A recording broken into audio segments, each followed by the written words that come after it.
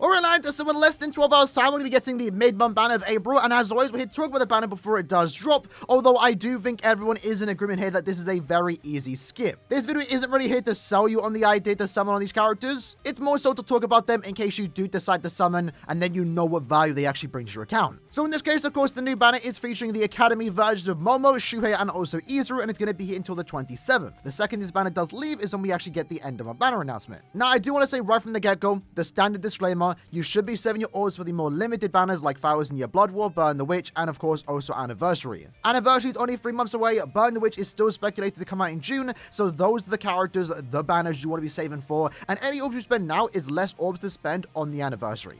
Now, to me personally, I do like the banner, not enough to go all in or even go past the discounts, but I think this is a banner that it wouldn't hurt you just to do the discounted steps. For me, my summon plan for tomorrow is to do the first and second step on both my accounts, mainly just to try and get these characters because Oko's still good in Brave Battles, I personally like Tsukishima, Kensei is a very powerful Link's character farming epic raids, and then the most important character in this entire banner, and the reason why I'm probably even making this video, because realistically she's the only character worth talking about, is Momo. But I will say, if you are someone that only wants Momo because realistically she's the only character that's really worth value on this particular banner, it might be better for you to save for the individuals. The individuals are definitely going to be the play here, and that's what I'd actually recommend more so summoning. So even if you're tempted to do the discounts, I would rather say don't do the discounts on the main banner, do it on the actual individuals. Because after this banner does leave on the 27th when we get Izuru's individual banner, this is his particular banner, nothing super special. But on the 3rd, and this will actually be available while we get next month's Senkaman orbs, we then have Momo's individual banner. The benefit here is that we get to know what end of month is going to be. End of month will actually be out at the time, and you might have already summoned on that and might have actual orbs to spare to potentially go on into this banner.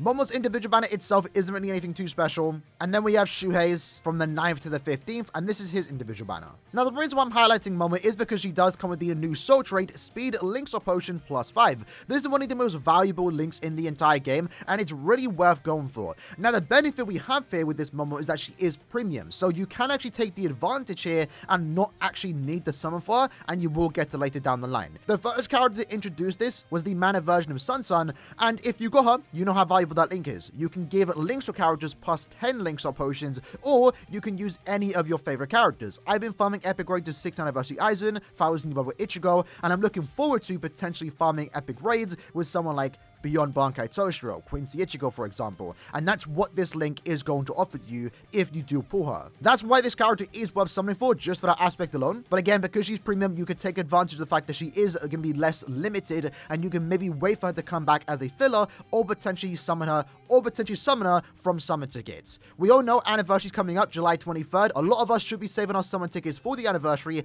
to try and get the Anniversary characters, and while trying to go for the Anniversary characters, you might get lucky enough to actually get Momo. So it really comes down to you how far you want to go in to try and get this character early, or maybe you're fine waiting. Again, for me, I'm going to be doing the discounts on the main banner, the discounts on Momo's individual, and also buy the summon ticket. If I get to, that's going to be great with the limited pulls that I am doing. If I don't get to though, that's fine. I'm not going to hunt for her because she will be back at a later date. So Momo's whole appeal again is going to be that Soul Trait. As a character itself, she's mainly only going to be used in epic raids. Now, the good thing for Momo is that she does actually increase the Elixir Potion by +5 and also droplets. So if you are a Momo fan that wants to use Momo to farm epic raids, you're definitely able to do that. Having said that though, she isn't really the best Link's character we have access to. Probably one of the worst ones, unfortunately, because her damage output isn't anything super high. So Caleb aren't really giving you much of a reason to use her outside of the fact that she is going to be an exceptional Link. Shuhei is the second character in the banner. He's setting up to be a pretty solid character, but nothing super crazy. His biggest downside to me is the killer effect of being a stamina killer. You're not really going to get much use out of that, only in basically guild quests, for example. Having said that though, Shuhei's new gimmick is that he does come with a new soul trait, that being damage to drained enemies +35%.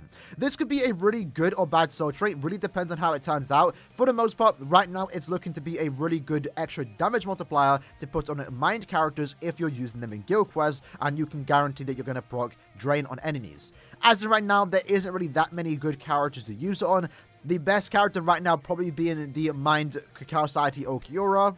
These links definitely can be good, maybe in other attributes, and maybe for different stat elements. If it was damage to burn, paralyze, or weaken, the 3 stat elements that you mainly see in Guild Quest, that can be really good. As of right now, not really seeing much use of this particular soul trait, but that can definitely change in the future if we get more mind characters that can inflict drain. As for Shuhei though, he was actually fortunate to come with a pretty good damage output, having a 40% Berserker with Frenzy +1, 40% more damage to enemies affected by a stat element, and he can give that to every Soul Reaper in your team. And he's also buffing mind characters' strong attack damage by 20% if you are a Soul Reaper. So damage output for Shuhei isn't really an issue despite him lacking a good killer, and he was fortunate enough to actually be given Havoc. So once more, if you're a Shuhei fan, this is actually a pretty decent character to get. Nothing super crazy. Again, also premium. Might want to try and pick him up later down the line when he starts to become a tad bit more common in around 6 months time. And last and definitely least, we have Izuru. This character really doesn't have anything going for him. His only unique thing, I guess to a certain extent, is that he's a droplet character that can increase the power droplet by 30% as a soul trait. This can be decent, but droplet soul traits, in my opinion, aren't really anything special anymore. You don't even need them to farm. You don't even need them to get droplets, especially in Enriched Droplet Zone. And I guess he also does have read all of variation dodges, but again, once more, that's not anything special anymore. This character is just basically the definition of mids. He really doesn't have anything super good going for him. No high damage output, doesn't increase link swap potions, no good range, no really exceptional strong attacks, just a very boring standard character, and probably the least exciting one in this entire banner.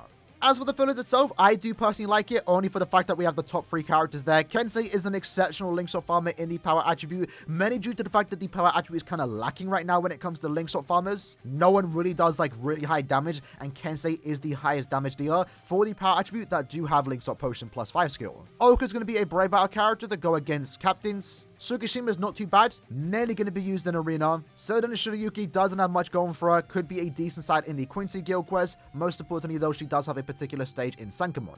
Renji, believe it or not, is still actually really good. I use him in my Guild Quest team, more specifically the Melee Espada Guild Quest, and if you still need support there, he does make for a decent side Nat character. And then Uryu is just kind of there, nothing really exceptional, just decent damage output, decent range, nothing super special. You probably won't get much of a use out of him. So yeah, that's basically the banner breakdown. Nothing super special, a very easy skip, but I do want to say if there's one character to go for, it is obviously going to be Momo, but again, because she is premium, you can take advantage of that fact and maybe get her later down the line. The +5 link swap potion soul trait is really good, and you definitely want to get it, but ask the question, do you need it right now? You don't need this to farm links or potions, but if you do get it, it's nice because you can farm more links or potions, or you can use any other character.